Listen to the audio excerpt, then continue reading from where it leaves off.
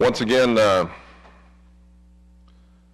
we've had a great week. I'm going to go back a little bit, though. I'm going to talk a little bit more about what Al commented on earlier. And Al's story was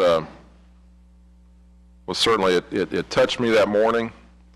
It's been on my mind a lot lately, and as I look around our city, I'm aware of a lot of people in our city that need help and assistance. We have a number of great charitable organizations that help with that, and certainly REAP is one of those. I will tell you, and this is very important to me, though, that lady who had those children walking along Raytown Road in single file line holding hands on a busy Friday morning, I will tell you there was also a lot of cars that stopped. Citizens of the community, people that were concerned about that lady and her children, stopped, and every one of them, I'm told by the manager of the gas station close by, offered money. So it wasn't just one person, it was a number of people that stopped their cars, took the time out of their day to care about that young family, and I pray that she's safe tonight. But it really brings up a point that we need to reach out to those in need in our community. And Al talked about it earlier, and Al does a great job with that, again, as do a number of organizations within the city. Every one of us, though, needs to look out for those people. These are tough times, and honestly, I think we're not done yet. We've got more difficult times ahead of us yet.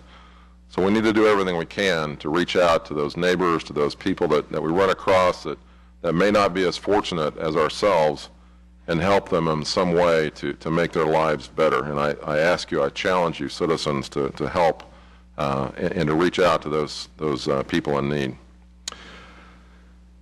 Tomorrow we're going to have a ribbon cutting for the IHOP on 350 Highway, the new IHOP there on 350 Highway by Raytown Trafficway.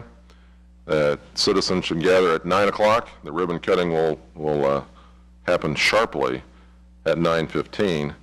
And that's a big event. We're going to have more of those openings. I think we're seeing a lot of progress made on Sutherland's. We're eager for that to be announced as well. But come out tomorrow morning, 9 o'clock, be there. The ribbon cutting will start sharply at 9:15. Be there, show the excitement that all the rest of us have as well. I also want to point out that on October 15th is the annual Run for Excellence that is put on by the foundation, the School District Foundation, and I forget the name and I apologize for that, but the Run for Excellence will happen Saturday morning, October 15th. Come out with your family. It's always a good walk, it's a good run, and I think we'll have a good day for that as well. Again, a lot of things happening within our city. The number of aldermen went down to the NPR conference in Branson this past weekend and got educated on insurance, and it's always a good event to network with our fellow elected officials at those events. So that's a big deal. I'm commending you for doing that. I appreciate it very much. So with that, Mahesh, I'm going to turn it over to you. Good evening, Mayor Bauer and Board of Aldermen. I think now would be an appropriate time to make a motion to amend tonight's agenda to include a study session before the legislative session. Mr. Hamilton moves that motion, seconded by Mr. Azier. Discussion on that motion? Call the vote, please. Alderman Hamilton? Yes. Alderman Azier? Yes. Alderman Mock? Yes. Alderman Pardue? Yes. Alderman Lightfoot? Yes. Alderman Nelson? Yes. Alderman Van Buskirk? Yes. Alderman Kramer? Yes. Alderman White? Yes. Alderman Ertz? Yes. Very good, Mahesh.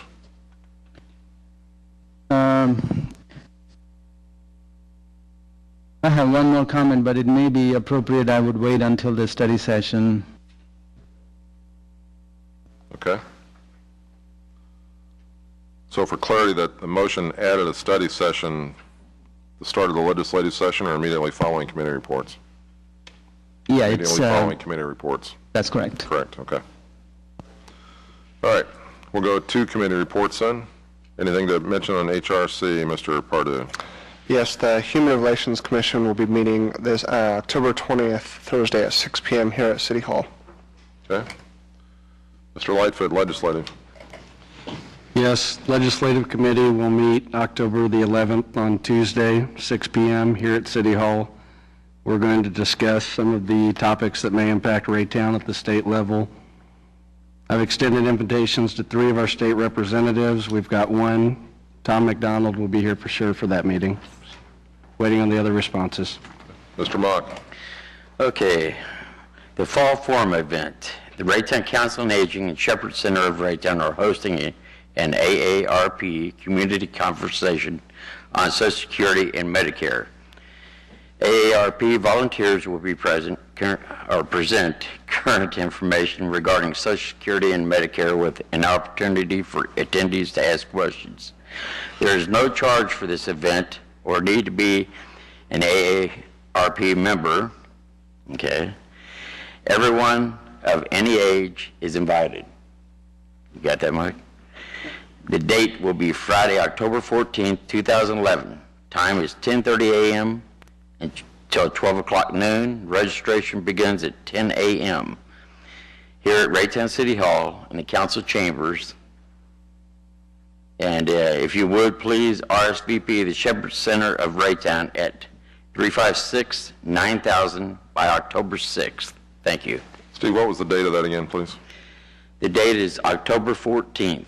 Okay, thank you, sir. Okay, thank you. Any other committee reports?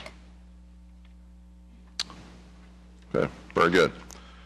Mahesh, with our amended agenda adding a study session to continue the discussion we had in the work session prior, that being the budget, the floor is yours, sir. Good evening, Mayor Bauer and Board of Aldermen again. What I would suggest is before we go to the question and answer of the presentation that was given earlier this evening, we have a request from the Main Street Association regarding the 4 LED hanging snowflake decoration at $315 each for $1,260. I would suggest somebody from the Board of Aldermen make a motion to amend the budget by $1,260 to include that item into the budget, and that way the funds can be appropriated sooner so that the light can be and decoration can be ordered at the time of the holiday lighting ceremony. The amount is $1,260 for the hanging snowflake decoration as requested by Main Street Association. So at this time, I would request a motion from an alderman. Recognize Steve Mock. So moved. Second. Steve Mock has the motion to approve, seconded by Ms. Melson. Discussion? Mr. Van Buskirk. I believe the additional decoration for our city's Christmas celebration would be appropriate. Thank you. Further discussion? Call the vote, please. Alderman Mock. Yes. Alderman Nelson. Yes. Alderman Ertz. Yes. Alderman Hamilton. Yes. Alderman Van Buskirk. Yes. Alderman White. No. Alderman Pardue. Yes. Alderman Azier. Yes. Alderman Kramer. Yes. Alderman Lightfoot. Yes. Very good. All right. During the study session, both Jeremy and I have concluded our presentation, and there was no time left for question and answer. So at this time, we'll open the floor if you have any question or concern regarding the 2011-2012 fiscal year budget. I think, Mr. Ertz, we had cut you off from discussion. You sure cut me off, that's right. Yes, I have a few questions. I want to start with the stormwater mitigation. I know we still have $50,000 in that. What I seem to find out from constituents over my tenure so far is that people are unaware of that program until their basement's flooded and they're wanting to know what we can do about it. And then the city comes out and says, well, yes, if we TV your line, if we find out there's a problem, we can help pay for backflow prevention, we can help you pay for rerouting your actual cost. And it's some sizable money that the city ends up doing. It's unfortunate that it happens too often after the fact. I would certainly like to see perhaps in a sewer bill would be an appropriate place to remind citizens of this program. and what needs to be done if they worry about it. And so the citizens know that why one of the biggest reasons why there is no increase to our sanitary sewer costs this year and not a rate increase for your sewer is that the load that we are paying to be cleaned leaving the city is actually being reduced due to programs like this. At least I hope that it continues. And not only that, but it could continue to go down quite a ways, because I think our per capita is always been a lot more water is we're paying to be treated leaving the city than is ever purchased in coming in, which is all of the rain which infiltrates into the sanitary sewer, which should be going into a storm sewer. It all has to be cleaned. There is no getting around it before it can be put back into our rivers, which I think we all agree on that. And I just want to make sure that the citizens are aware of it, and especially if we can save them some bills and money beforehand, I think that would be great. I do think that maybe the dry weather might be helping also with that, being that we haven't had some of the rains, but let's hope that we're going on with we have more projects coming up for our sanitary sewer fund, I believe, coming up very shortly. I believe, are we still rehabilitating manholes, or are we done with that right now, or? Okay, let's start one thing at a time. Okay. In terms of the stormwater mitigation program, that program is not new, has been going on for years. In fact, the number of folks who has been benefited from that program has been declining. And the reason is because of our effort and the sanitary sewer improvements that we have done, the number of folks who are impacted by a heavy rain event, what used to be 400 or 500 during one of the peak event in 2005, 4 or 5. After that, we got one rain event where the numbers were identified, but much, much less compared to 400 or 500 that we used to get. So the success of the program is definitely there. And it's not that we haven't seen the rain impact. We have seen some event. And generally, I check with our superintendent in public works and ask if there is any houses that got flooded. Those numbers has been reducing again, the impact that we have made.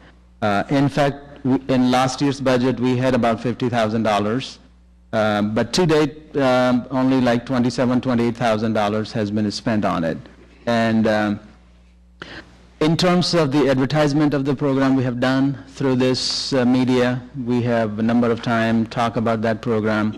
It is on our website. It has been on the Channel 7. And finance director just told me, if not 3 times or more, it was included in the sewer bill. We will continue to do it, but the bottom line is there are less and less houses or basements are now getting flooded because of the effort of the governing body and the staff in this program that made a difference. All right, second question that you had, you have to remind me again, what was that? Manhole rehabilitation. Manhole rehab program was concluded, it was finished. Whatever the program that we come to you and approved by the governing body. Now, if there is going to be another program to do that, it will be brought forward to the governing body. But right now, if you recall, when the sanitary sewer improvement program identified 6-7 years ago, the need was about $30 million. And we went out and took authorization up to $18 million worth of projects. We went out and issued a bond of $15 million. And we are very close to finish up that $15 million worth of an expenditure. If we want to continue that projects, then sometime in the future, rather than going for an additional $3 million for a bond issue, we may have to go for a bigger bond issue. But at the same time, I'm also cognizant about the city's debt, and that picture has to get a little clearer and a little better before we go out and issue another bond. However, the projects that we have done so far were critical projects based on the priorities that made a huge impact. The project which is in the pipeline, I'm not saying they're not important, it is just that the priorities were not there. Thank you for a lot of that there, and it seems that perhaps citizens don't realize what we do because you're not looking for it at the time, but it seems a shame to me that people are not aware of it, even though, and I understand you can write it down a lot of times and you're not going to get a lot of people. My other question, I just want a little clarity on the parks funds. I know the tax money that is going to the parks, nothing's changed in that. That still is the sales tax and property tax revenues are as always still going to the Parks Department. The Parks Board decides what they feel is in the best interest of the Parks Department on how that is spent, and then basically that comes back to the city as an approved budget. I realize they have what you call what they're not amortizing anymore, or all that is. I just want to be clear is that would be what you would consider one-time usage money for parks projects in the future, and therefore it's still in the Parks Department, it's still under their control, and if I'm correct, nothing's really changed in that. It's just a matter of how we are recording it to be proper on the books. Is that correct? Yes, essentially the only difference between what they requested and what we're recommending is these vehicle and maintenance replacement accounts that are a little over $1 million, $1,052,000. This can be found on page E6. Best practices in budgeting says that you don't just throw a large appropriation number out there without specifically identified projects that you know you're going to complete in the current fiscal year. Much like our general fund that has a little over $1 million, in this budget, we're not, we don't have a list of projects and we're not recommending funding for those because they haven't yet been identified what the highest and best need is for the city. And we believe that the park fund should be treated no differently. So certainly all the revenues that are to be collected for park activity by law are in the park fund. None of that has changed. And all of the appropriations that they're seeking to run the operations are there. None of that has changed. The only thing we're suggesting is that it's prudent for an elective body to not just give a blank check, if you will, for unidentified projects that may occur throughout the year, but to have those projects come back up and then have you all the ability then with your appropriation authority to decide whether or not that's the highest and best use for those funds. So the parks board decides on what they feel is necessary to be spent on. Correct. They would come back and say to you and make a request. And there's a request. That will give you all much like they did with the other authority. $1.2 million that they've been doing every year. Correct. Why not just do that with all of it is what you're saying, instead of just half of it. Right. Thank you. Mr. Azure. First of all, I want to commend our finance director, Jeremy Wilmoth, for the job he did in the presentation. Kind of reminds me of an old song, "Nobody Does It Better."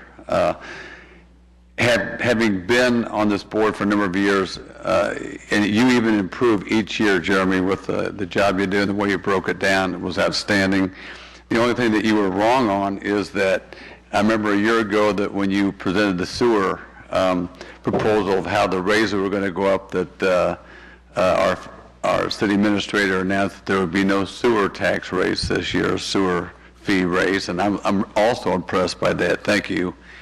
It doesn't sound like a lot of money, but to the citizens of Raytown that are having a hard time making ends meet, it makes a difference, and it shows that we have a staff that is cognizant of the needs of the citizens and the economic situation. So I commend our staff, really commend our staff for making that move.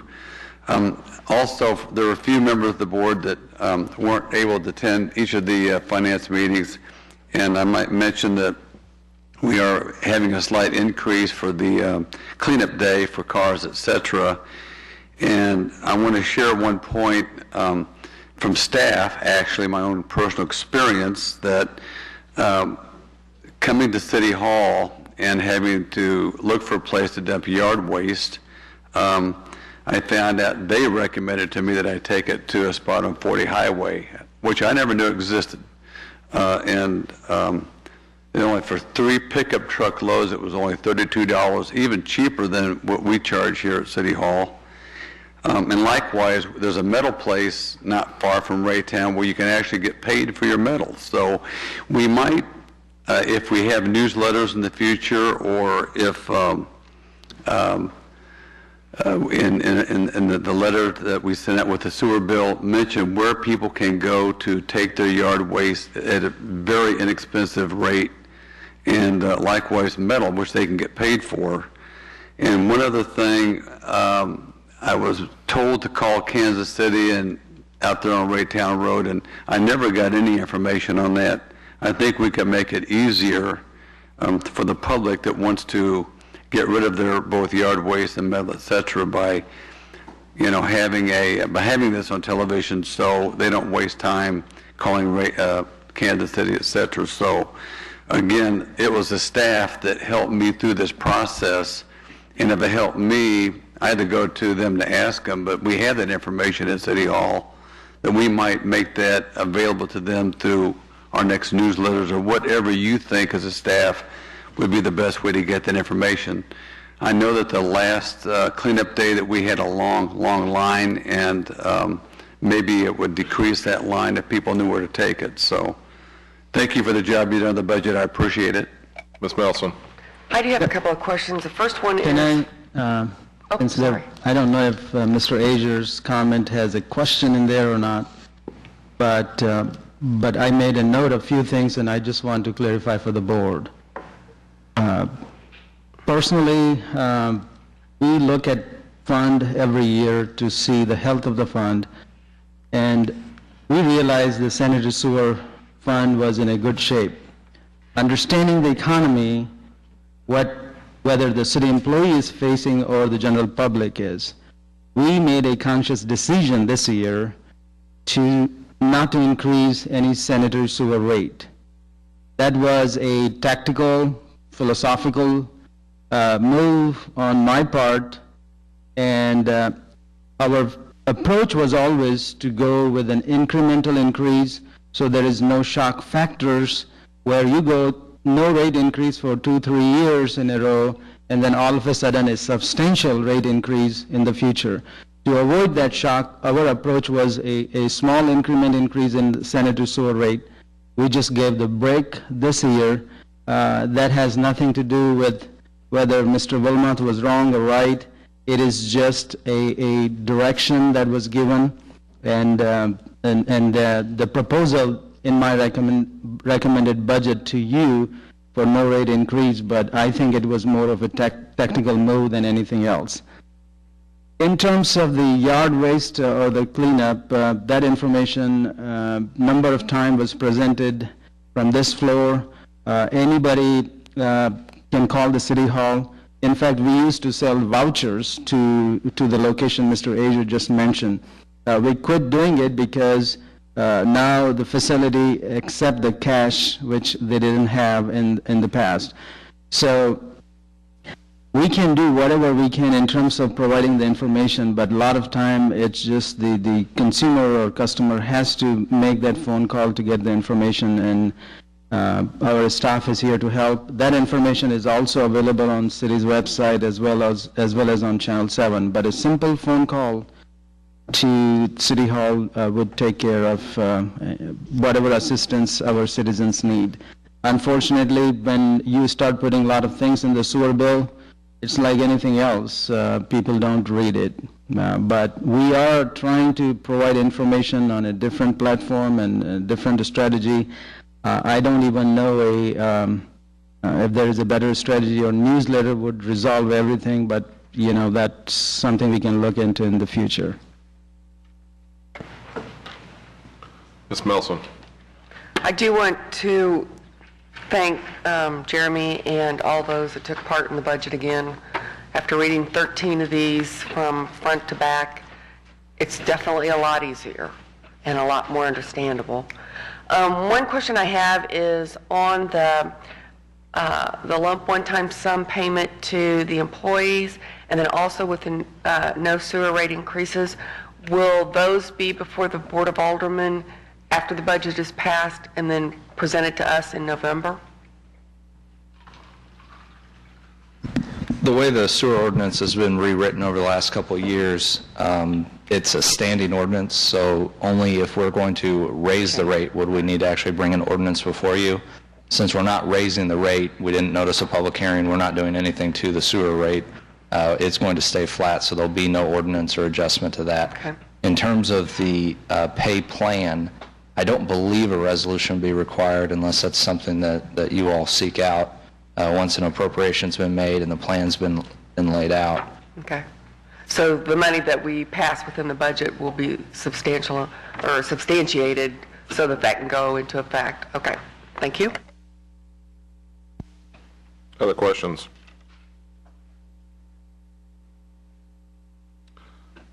Well, Mahesh, as usual, you've done a good job. There are no further questions at this time regarding the study session, continuation of the study session. So we will. I would still encourage board or any member, if you have any question between now and the 2 weeks from now when the budget will be adopted, please feel free to call us, email us.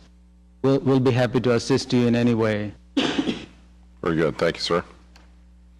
We're going to move now to the legislative session. We have one item on the consent agenda. Mr. Azure has a motion to approve the consent agenda, seconded by Mr. Pardue. Discussion on that motion. Call the vote, please. Alderman Azure? Yes. Alderman Pardue? Yes. Alderman Lightfoot? Yes. Alderman Mock? Yes. Alderman Van Buskirk? Yes. Alderman Ertz? Yes. Alderman Nelson? Yes. Alderman White? Yes. Alderman Hamilton? Yes. Alderman Kramer? Yes. We'll move to the regular agenda at this time. I'll ask the clerk to perform the reading on item number 2, please. A resolution declaring certain property owned by the city of Raytown as surplus and authorizing disposition of such property by auction. Our much esteemed Parks and Recreation Director, Kevin Bogie. Good evening, Mayor and members of the board. The Parks Department has replaced 2 vehicles and is requesting permission to dispose of those vehicles via surplus property auction on purplewave.com. Questions or comments from Mr. Bogie or in action? Mr. Kramer has a motion to approve, second by Mr. Hamilton. Discussion before we vote on item number 2. Mr. Ertz. Will you be putting minimums on, since these are pickup trucks and not police cars? No reserve on these No vehicles. reserve? Was there any desire to? I don't believe so, since they have high mileage and one is a 1996, so we will probably not put a reserve on those unless recommended. It was just like, I could see on squad cars that you would have many of those and the value of those would be down, but pickup trucks are sometimes in need, and I see, and you know, I'll listen to you. Yeah, as one condition of putting anything on Purple Wave is it's absolutely unconditional. You cannot put a minimum on those, and that's one reason why they get such a high amount of traffic and visitors to that site, is they know there is no artificial minimum on a piece of equipment. So to date, we've always generated a tremendous return on the items that we've put on there, to the point where sometimes I wonder what people are thinking when they're paying that much money for some of these pieces of equipment. But that's one of the requirements of Purple Wave, is that there is no minimum on there. If you could, I'd just like to know what these bring then. Thank you. Very good. Further discussion on item number 2. Mr. Van Buskirk. Apparently, these vehicles have been around for a few years, but I was just looking at the mileage, which seems like a, today's standard, a fairly low mileage. Are they still useful to us, or do you feel The like... Dodge Dakota was used to haul a water tank with an estimated weight of about 1,500 pounds, so the brakes are at this point fairly well worn, the steering and so forth. These vehicles are at the end of their service life as far as we're concerned. Okay, thank you. Further discussion, Mr. Mock. Yeah, I've mentioned before, I'd like to see if there could possibly be a way to possibly look at seeing if the employees could purchase them, instead of going through Purple Wave first, go through the employees first. Okay. Okay. Further discussion? We've got a motion and a second. Ask the clerk to call the vote, please. Alderman Kramer? Yes. Alderman Hamilton? Yes. Alderman Pardue? Yes. Alderman Nelson? Yes. Alderman Van Buskirk? Yes. Alderman Lightfoot? Yes. Alderman Azier? Yes. Alderman White? Yes. Alderman Ertz? Yes. Alderman Mock? Yes. Thanks, Kevin. Thank you. Ask the clerk to perform the reading on item number 3, please. A resolution authorizing the city administrator to enter into an agreement with Raytown Animal Hospital, Inc. for veterinary services associated with animal control in excess of $15,000, but within budgeted amounts. Mr. Benson, anything to add as our interim community development director? Yes. In August of this year, the city or community development department issued a request for proposals for veterinary services. The request for proposals was mailed to each animal clinic or animal hospital within the city of Raytown, as well as within 5 miles of the city that we, at least outside the city, that we were able to identify. Staff received one proposal at the time of bid opening, that being from Raytown Animal Hospital. Raytown Animal Hospital, a little history, has been our contractor for veterinary services since 2005, when the initial contract was approved for them for a 2-year period. That agreement also had provisions to allow 2-year extensions of that, which we have executed in the past, which the last of which terminates at the end of this month. Staff has reviewed the submitted proposal from Raytown Animal Hospital and has found it to comply with our requirements provided in the RFP. Additionally, the prices for services that are in the current proposal are very similar to the prices that we've currently been operating under, so we don't anticipate or be a negligible cost increase, if any, under the new contract. Based on that, we are recommending that our staff is recommending that the contract for veterinary services be awarded to Raytown Animal Hospital. Dr. Rose from Raytown Animal Hospital is here in the audience as well if you have any questions for him. And with that, I'll be happy to answer any other questions you may have. Questions, Mr. Benson and or the doctor. Mr. Van Buskirk. Do you have an approximate amount that we spent last year for that service? I believe it was somewhere in the ballpark of $30,000. Okay, thank you. Mr. Kramer.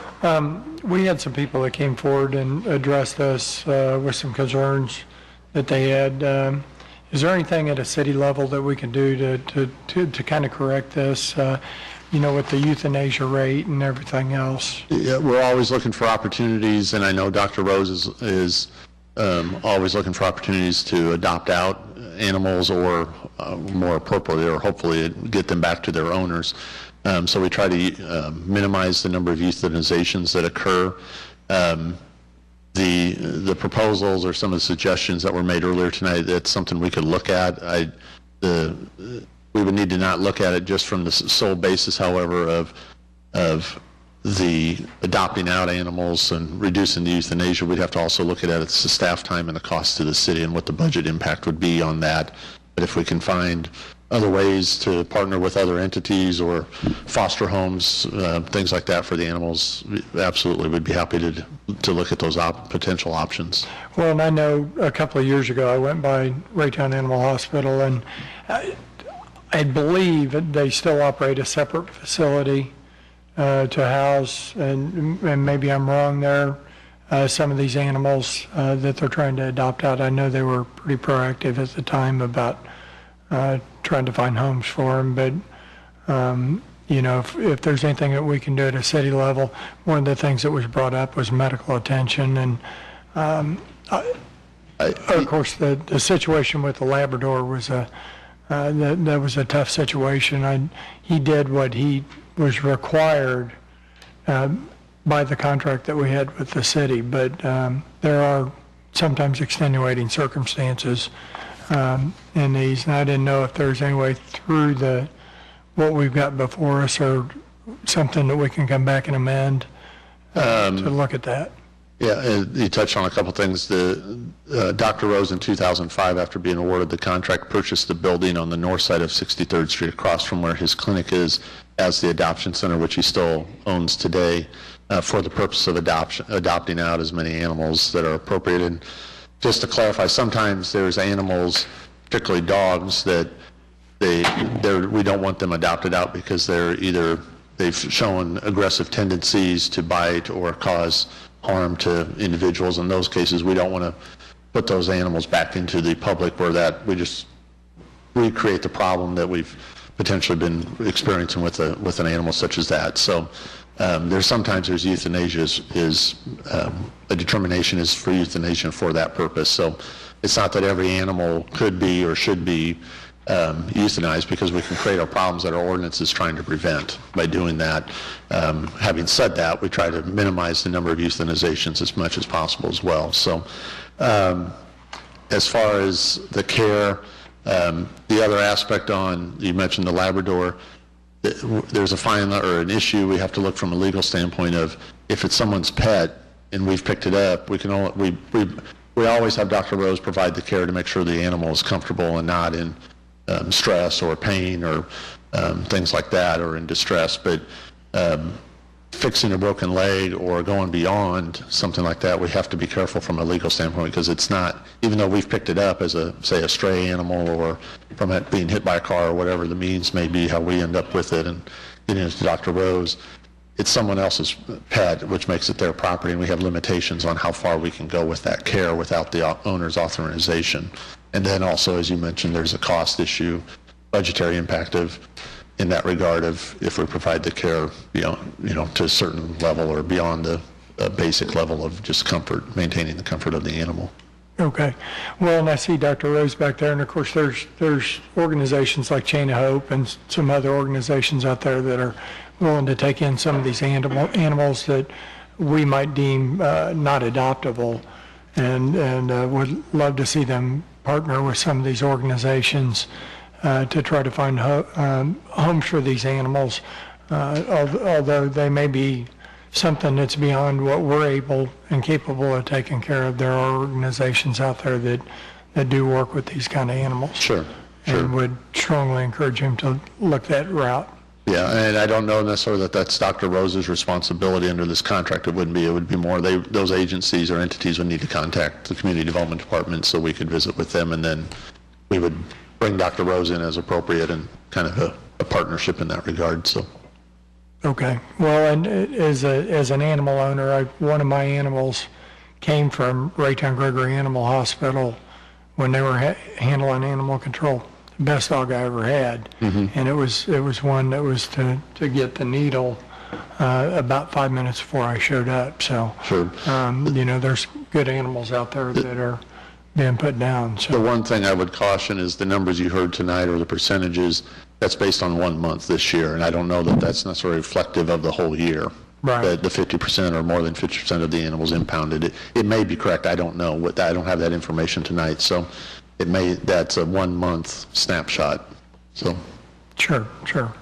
You got to look at it from a broad view. So. Right. So, okay, thank you. Mr. Azure. I'd like to make a point that there's a clear difference between a veterinary clinic and an animal shelter or rescue. I am a little bit familiar with those. Many communities do have them. They are sponsored by volunteers and by donations. They're separate from clinics. They do a tremendous job. I know there's a lady here with a list and a number of people that were speaking on behalf of animals, and I'm speaking on behalf of animals now. Maybe Raytown needs something like that, but again, that comes from the people that love animals, that create those shelters. They also rescue animals that are mistreated.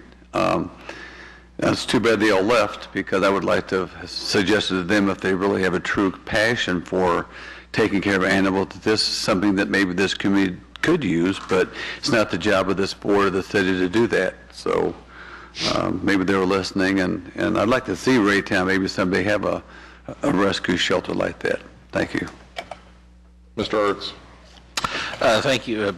Several years ago, when I rode with the animal control, we stopped there to drop off, I remember, and at the time I thought the staff was very caring to the animals that we were leaving, as well as several of them there were doing a very good job, what I would consider as not an expert, but just as somebody watching them on how they were treating the animals there. And you did mention that Dr. Rose was here tonight and the 50%, and we're hearing these things.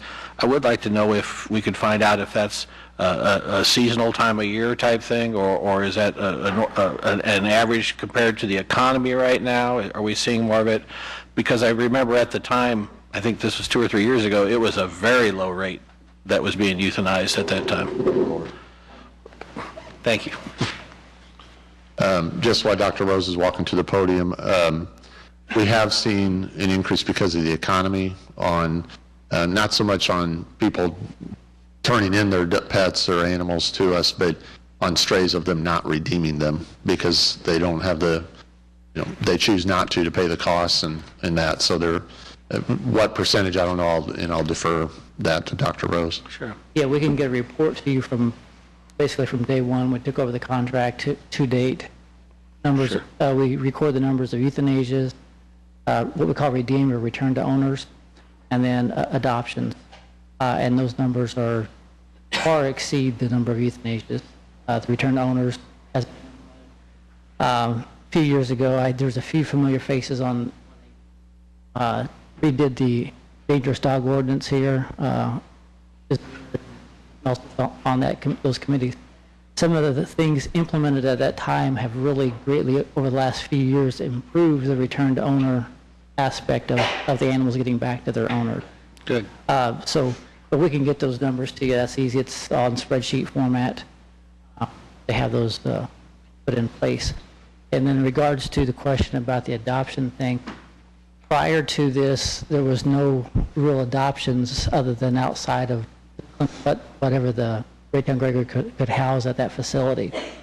My wife and I took on the responsibility ourselves out of our own pocket. We don't get any government grant funding from the city. We don't ask for any funding from the city for that.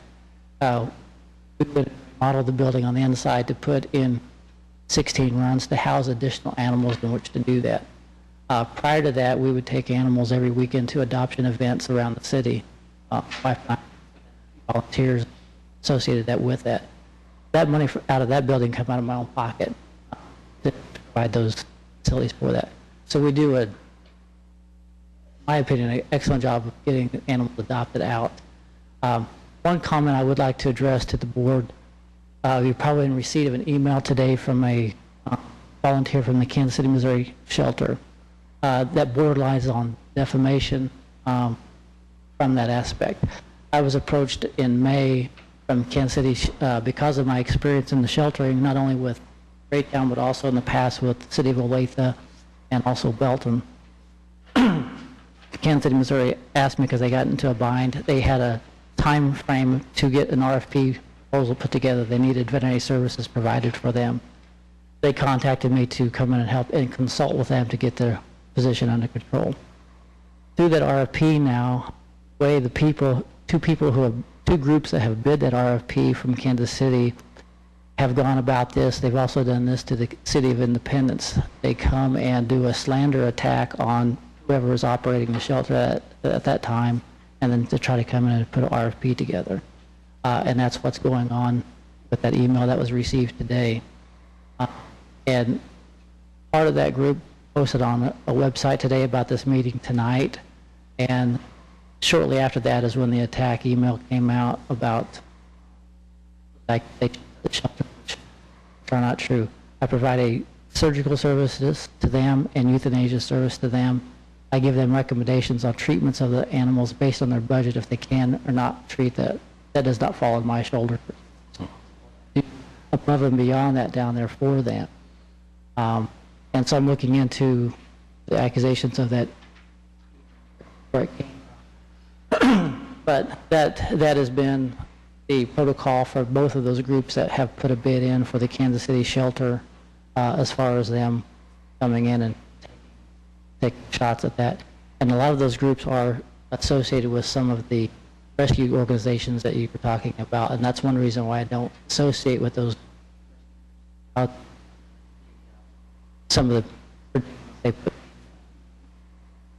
Thirdly, on the question about the Labrador puppy, and I don't remember a year or two ago when that occurred, but that was handled to the best of the ability as far as what the city was responsible to do. The puppy was not in any danger. Actually, Mayor Bauer came down and saw for himself the condition that puppy was in. And there was similar groups like this that started that issue up with that puppy. When those animals come in, if you, like Mr. Benson was saying, if you get into a position where you treat one animal and the owners don't come forward, then it has to be euthanized if it doesn't get adopted, whatever. The next time when somebody's animal comes in and it's injured for whatever case, why didn't the city treat my animal and spend money on my animal picked up? Those are decisions that you guys as the Board of Aldermen need to make as far as where those funds need to be spent. Happy to do whichever route that comes. Those are the questions that come up on a daily basis. Thank you. It's nice to hear. Mr. Lightfoot?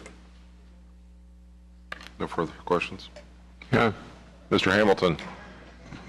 I just want to commend you. As Alderman Kramer indicated, he was hopeful that you would expand your horizons in terms of adoptions, and it sounds like that you do that routinely in interacting with other groups that act in that venue, and I appreciate that. The other question I had for staff was, given these prices for various services that were that Dr. Rose is providing, are these comparable to standard services around the area, or do we know that or not? We did not, or I did not research the costs of what other cities or entities are charging for these similar services. So I'm not able to answer that question. I just we reviewed these in context to our previous contract, our current contract that we have with Dr. Rose. The impoundment boarding fee is actually dropping $1 per day from $10 to $9. And then I believe all the other costs stay the same except for the quarantine bite case animal and testing is going up to $20, and I apologize right off the top. I don't recall what it was, how big of an increase that was, but it's not a sizable increase. And so other than that, I believe all the other costs are staying pretty much in line with what we're paying today. Well, they seem reasonable to me. I just was curious how they might compare to services around this area. Yeah, thank you. That's all. Thank you. Mr. Kramer? One final comment, and I do appreciate, Dr. Rose, what you do with the animals that you take care of. You know, I'm an animal person. I've always had an animal all my life. You know, the comment about the dog, I would relay to people out there that are watching that there are good animals that are housed in your facility that are looking for homes. And when you go out looking for animals, you know, try to stop by and see what they've got there. As I said, there's the best dog I ever had is one I got right now, and my granddaughter couldn't imagine coming home to my house without that dog being there. And there's dogs like that out there all over the place, but try to stop there and see what they got before you go elsewhere. I want to tag onto that also because as Dr. Rose mentioned, when we had the one puppy that was in his care, there was a lot on the website, if you will, a lot on the internet talking about that. I went down myself and learned more about the practice. I learned more about Dr. Rose and his practice and the shelter and the hospital itself. I also found a great deal of passion for animals that we had here in City Hall and throughout our community. So I think that certainly the passion exists amongst our staff, our administration. I believe the passion exists for the proper care by Mr. Rose as well. So if the board wants to take on, you know, adding to the current contract as far as the care, that's certainly something we can do, but we must be very careful with that. As Mr. Benson has pointed out, there are certainly legal ramifications. I do like the idea of a private shelter or a rescue service stepping up, and I know that we've had a number of interested parties that might help with that. So that may be something we want to continue to take on, but certainly animal care is very important to us. Ms. White. I appreciate your comments, and I would add to my fellow board members that I don't think we want to start dictating what type of care and what type of animals that goes to. I think that Dr. Rose has shown himself to take very good care of animals, and we don't want to step in and start micromanaging. And with that being said, I would make a motion to approve. Second. Ms. White's got the motion to approve, seconded by Mr. Azier. We're still in discussion. Mr. Azier, do you have anything you want to add to that? No, that was it. Okay. Any further discussion? No. Mr. Mock? Got the cup up there, buddy. All right. No further discussion. We've got a motion and a second. Ask clerk to call the vote, please. Alderman White? Yes. Alderman Azier? Yes. Alderman Mock? Yes. Alderman Hamilton? Yes. Alderman Ertz? Yes. Alderman Kramer? Yes. Alderman Lightfoot? Yes. Alderman Purdue? Yes. Alderman Van Buskirk? Yes. Alderman Nelson?